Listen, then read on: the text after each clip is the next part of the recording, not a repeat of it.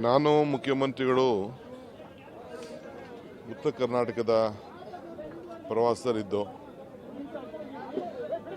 ನಮಗೆ ಬೆಳಗ್ಗೆ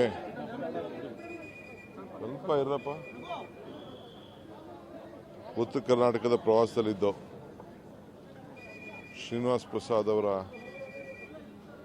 ಅಂತಿಮ ಯಾತ್ರೆ ತಿಳಿದು ಬಹಳ ದುಃಖ ಆಯಿತು. ಮೊನ್ನೆ ತಾನೇ ಅವರು ಆರೋಗ್ಯದಿಂದ ಚೇತರಿಸ್ಕೊಳ್ತಾರೆ ಅನ್ನೋ ಒಂದು ವಿಶ್ವಾಸ ನಮಗಿತ್ತು. ಆದರೆ ಭಗವಂತನ ಲೀಲೆ.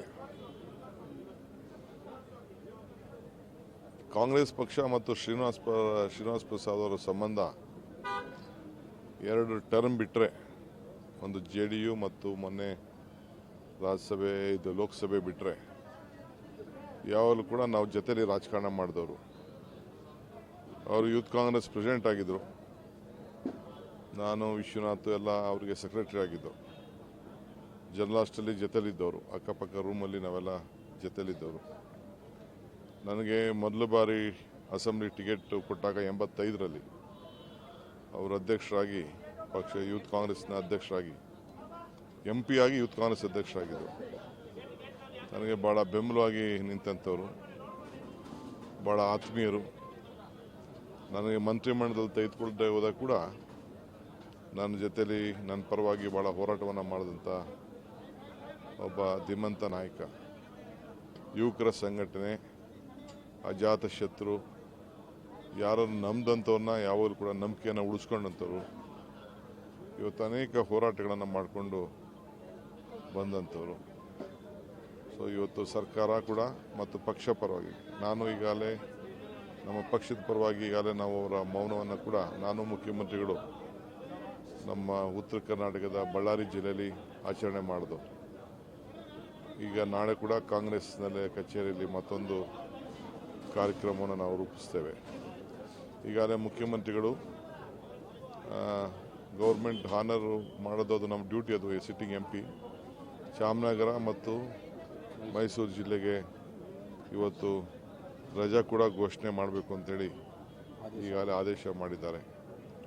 ಸೊ ಅವ್ರಿಗೆ ಎಷ್ಟು ಗೌರವ ಕೊಡಬೇಕು, ಯಾವ ರೀತಿ ಸಹಕಾರ ಕೊಡಬೇಕು, ಅವ್ರಿಗೆ ಬರೀ ಅವ್ರದ್ದೊಂದು ಮಂತರದ ಕುಟುಂಬ ಅಲ್ಲ, ಲಕ್ಷಾಂತರ ಮಂದಿ ಅವರ ಸ್ವಂತ ಅಭಿಮಾನ ವರ್ಗ ಯಾವಾಗಲೂ ಕೂಡ ಬೆಳ್ಕೊಂಡು ಬಂದಿದೆ. ಅವರ ಅಧಿಕಾರದ ಅವಧಿಯಲ್ಲಿ ಯಾವುದು ಸಣ್ಣ ದುರುಪಯೋಗನೂ ಮಾಡಿಕೊಳ್ಳದೆ ಜನರ ಸೇವೆಗೆ, ದೀನ ದಲಿತರ ಸೇವೆಗೆ ಭಾಳ ಮುಡುಪಾಗಿಟ್ಕೊಂಡು ಭಾಳ ಪ್ರಾಮಾಣಿಕತೆಯನ್ನು ತೋರಿಸಿದಂಥ ಒಬ್ಬ ಧೀಮಂತ ನಾಯಕರು. ಸೊ ಅವರ ಆತ್ಮಕ್ಕೆ ಶಾಂತಿ ಸಿಗಲಿ. ಇಡೀ ಸರ್ಕಾರ ಅವ್ರಿಗೆ ನಾವು ಏನು ಗೌರವ ಕೊಡಬೇಕು ನಾವು ಕೊಡಲಿಕ್ಕೆ ನಾವು ಬದ್ಧವಾಗಿದ್ದೇವೆ. ಅದಕ್ಕೆ ಸ್ನೇಹಕ್ಕೆ ಮತ್ತೊಂದು ಹೆಸರು ಶ್ರೀನಿವಾಸ್ ಪ್ರಸಾದ್ ಅಂಥೇಳಿ ನನ್ನ ಅನುಭವ, ಜೊತೆಲಿ ಕೆಲಸ ಮಾಡಿದವರು. ಸೊ ಅವರ ಆತ್ಮಕ್ಕೆ ಶಾಂತಿ ಸಿಗಲಿ ಅಂಥೇಳಿ ನಾನು ಸರ್ಕಾರದ ಪರವಾಗಿ ಮತ್ತು ಪಕ್ಷದ ಪರವಾಗಿ ನಾನು ಪ್ರಾರ್ಥನೆಯನ್ನು ಮಾಡ್ತಾಯಿದ್ದೆ. ನಾನು ರೀಸೆಂಟಾಗಿ ಫೋನಲ್ಲಿ ಮಾತಾಡಿದ್ದೆ ಅವ್ರಿಗೆ. ರೀಸೆಂಟಾಗಿ ಫೋನಲ್ಲಿ ಸ್ವಲ್ಪ ದಿನದಿಂದ ಕೆಲವರು ರಾಜಕಾರಣದ ಕೆಲವು ಬದಲಾವಣೆಗಳೆಲ್ಲ ನಾವು ಮಾತಾಡಿದ್ದು.